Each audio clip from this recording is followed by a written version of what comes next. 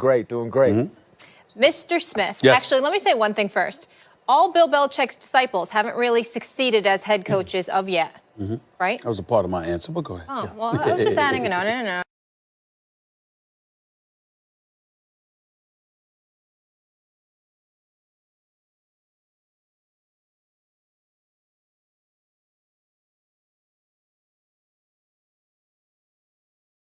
Okay. Should McDaniels consider the Packers head coaching job?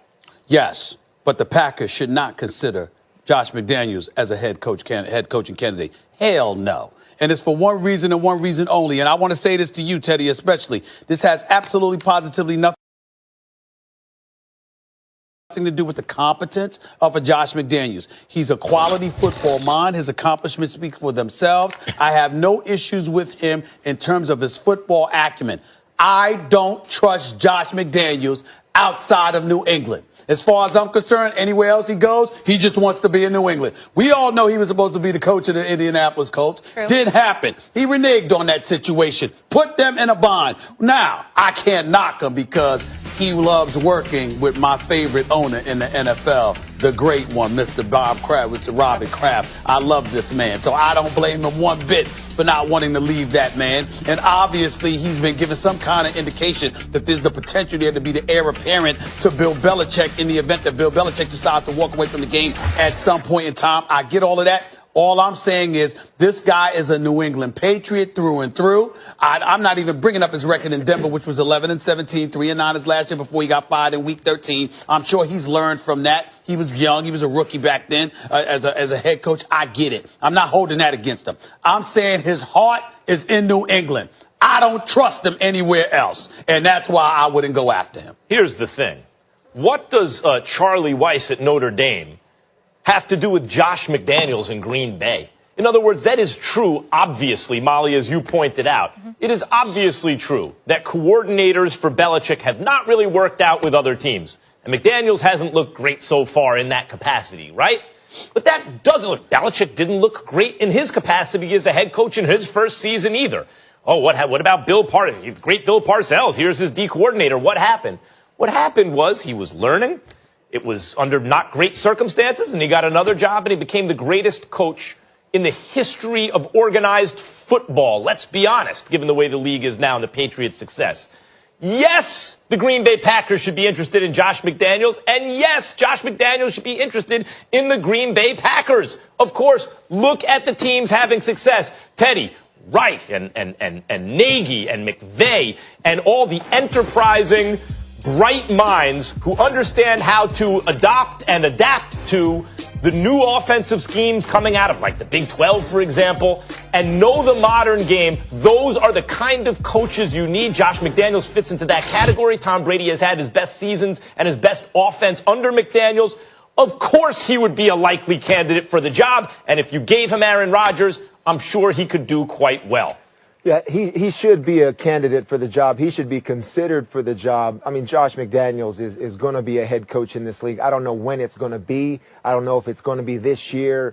I don't know what kind of deal that he made with the New England Patriots and Robert Kraft and Bill Belichick. I know that they probably might have told Josh that, are we going to have to deal with this again next year? So is there a deal in place down the road?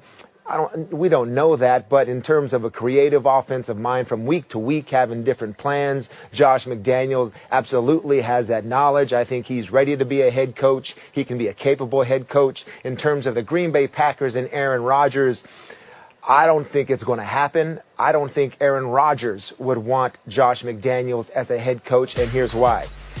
Because if Josh McDaniels becomes Aaron Rodgers' head coach, and then everything Aaron Rodgers does, all the success that he has, is tied to Tom Brady, is tied to the New England Patriots. They had to bring someone from Tom Brady's past or Tom Brady's career over here to fix you, for you to have success. I don't think the ego of Aaron Rodgers would like that. I don't think he wants anything to do with the New England Patriots or Tom Brady, because I feel that he feels, I'm better than Tom Brady, and I don't need his old offensive coordinator to have success. Let's get somebody else in here, someone new, someone fresh, because I'm good enough to make it work with anybody that's going to come in here. So I understand and how we're talking about the possibility, because Josh is a great head coach, a great offensive mind, but it's just not going to happen, and Aaron Rodgers isn't going to let that happen. Well, a couple of things. Again, I'm not going to just summarily dismiss my initial point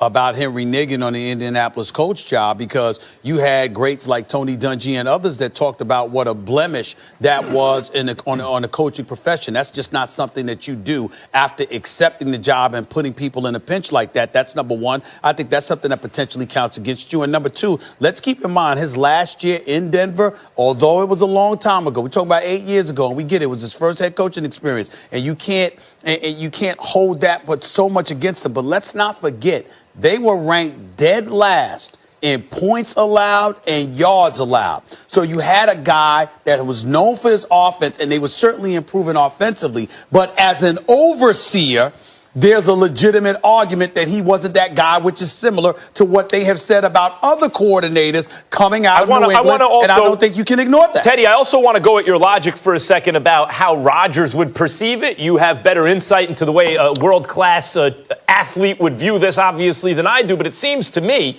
that what you're talking about would only be the case in failure. In other words, if McDaniels goes to Rodgers and he doesn't have success, then Brady looks better. But if Rodgers gets his coordinator and has great success, who looks better? Now all of a sudden it's like, Brady lost his guy, Rodgers got him, and look how good Rodgers looks. In other words, it gives McDaniels more credit for Brady's success. I don't think that makes Rodgers look worse in success, only if he fails. Well, I think either way, it doesn't look good in the mind of someone that would be Aaron Rodgers in saying, listen, if I have success, like you're saying, it's because of I needed the guy that gave Brady success, and so we're linked. But if I don't have success, there's the same. You're right, Max. Then it's like there's a downside to it. So I don't want any of that possibility at all. So just don't even bring someone in here from the sort of Patriots way, because we can do it ourselves. You're saying, Teddy. Yeah, because it's a lose-lose kind of for his legacy either way. Guys, let's keep it moving, though. All eyes this season on the Saints, on the Rams, and the Chiefs. And ho-hum, the Patriots are 9-3. New England's last 4 games are at Miami, at Pittsburgh, and at home for 2 against the Jets and the Bills. Max Kellerman. Yeah. What concerns you about the Patriots getting back to the Super Bowl? Look, the defense is a veteran defense, and they're smart, and they're playing well recently. But to me, that looks like a defense that lacks speed. And I think about all these sports where I bring up like James Harden during the regular season, or I think of like old pitchers like Greg Maddux, who are amazing during the regular season, but in the playoffs, you need athletes. You need the guy with the fastball. You need the guy with the hops. You know, that plays better because you're playing better athletes, and they have time to prepare for you. I wonder how that defense responds in the playoffs against better athletes. And also, Tom Brady has been bad against pressure this year, and he has not thrown the ball down the field. His arm does not look the same. Is his being bad against pressure, is that linked to his arm right now?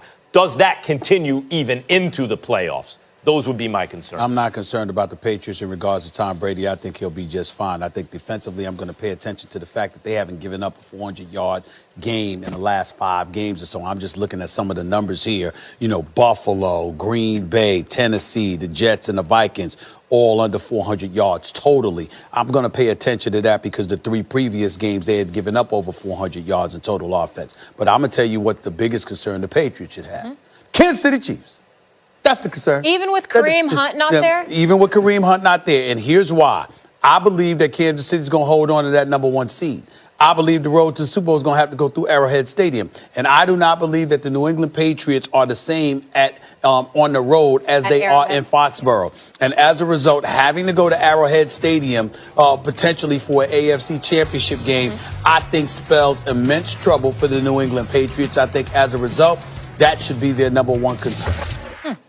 Yeah, the defense, when they're at their best, when they can be the most creative, when they run packages, when there's no down linemen and they get complex in terms of attacking your protection schemes, it's when they have a lead.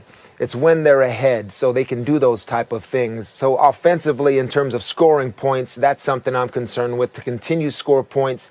That running game with Sony Michel has to continue to have success. That's something that is not guaranteed, but I think that offensive line in that run game, you have to continue to stay committed to that, committed to that run game. And also the other aspect offensively I want them to commit to is Josh Gordon, because James White and Julian Edelman, they're going to be there. You know, Gronkowski's going to get his targets, but that extra dimension in Josh Gordon, which he is, continuing to surprise defenses. It's like defenses get so enamored by all of the short passes in the run game, they forget, like, oh my gosh, that Josh Gordon guy on the outside's pretty good, and he can really surprise defenses and make chunk plays, explosive plays, and get in the end zone in the blink of an eye. I think that's something that's going to be big for them down the stretch. Yep.